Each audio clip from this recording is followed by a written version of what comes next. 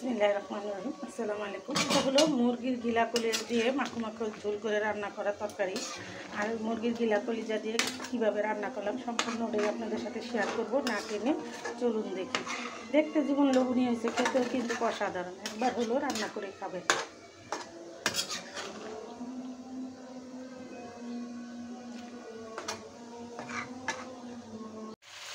আলু দিয়ে মুরগির গিলা কলিজা বোনা, আর আলু দিয়ে মুরগির গিলা কলিজা বোনা করা দিয়ে যদি আপনি রুটি দিয়ে খান, ভাত দিয়ে খান, খেতে কিন্তু অসাধারণ স্বাদ লাগে।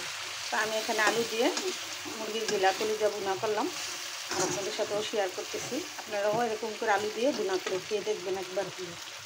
এটা আমার ভাজা ভাজা হয়ে গেছে। আমি করা কিছুটা মুরগির পা আছে, পাগুলো দিয়ে দিব।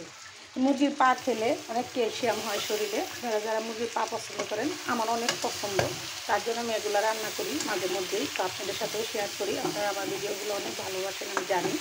না টেনে দেখবেন, আর এরকম সুস্বাদু মুরগির গিলা কলিজা রান্না করে খাবেন। এটা মাখো মাখো ঝোল করে রান্না করব।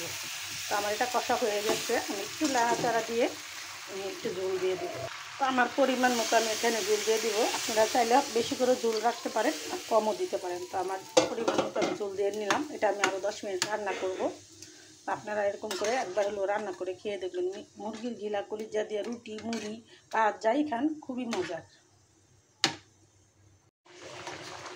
গিলা কলিজার তরকারিটা কিন্তু আমার এখানে হয়ে গেছে। তো আমি জিরা মশলাটা দেওয়ার সময় স্কিপ হয়ে গেছে, জিরা মশলাটা আমি দিতে পারি নাই। সামান্য একটু জিরা ফাঁকি আরও দিয়ে দিব। লং ভিডিও অনেকে দেখতে চান না, তার জন্য লং হয়ে যায়, আবার অনেক সময় স্কিপ হয়ে যায়, কারেন্ট থাকে না ঠিক মতো। আমরা ভিডিও যারা করি, আমরা সবসময় চাই টাইম মেনটেন করে ভিডিও ছাড়ার লেগে, কিন্তু কারণের লেগে অল্প সময়ের জন্য আমরা ছাড়তে পারি না। তো আপনারা আমাদের একটু ক্ষমা দৃষ্টিতে দেখবেন, আর আমাদের ভুল ত্রুটি থাকলে এটাও ক্ষমা করে দিবেন। আর নতুন নতুন ভিডিও পেতে সাথেই থাকবেন। মা চাচির রান্না বাড়া হাতে ধরে রাখছি এখনও। আগে ছোটোর থেকে আমি গুছিয়ে রান্নাটা করি। আমার মা যখন অসুস্থ থাকতো তখন আমিই রান্না করতাম। আমার ছোটো বোন বেশি একটা রান্না বাড়া করতো না, আমি বেশিরভাগ রান্না বাড়া করতাম। আমার সংসারও আমি নিজে হাতে তৈরি করি, সব খাবার সব কিছুই আমি নিজে তৈরি করি।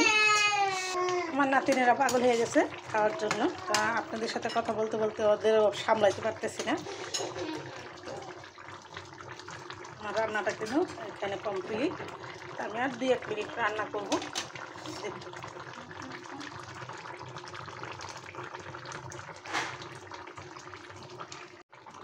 এখানে আমার রান্নাটা কমপ্লিট। আমি কী কী মশলা উপকরণ দিলাম, আদা রসুন বাটা, পেঁয়াজ বাটা, লাল মরিচ বাটা দিয়ে আমি মুরগির গিলা কলিজাটা রান্না করলাম, আর আপনাদের সাথে শেয়ার করলাম। ফুল ভিডিওটা, আমার ভিডিওটা না টেনে দেখবেন, আর এরকম সুস্বাদু রান্না করে খাবেন। আর নতুন নতুন ভিডিও পেতে সাথেই থাকবেন।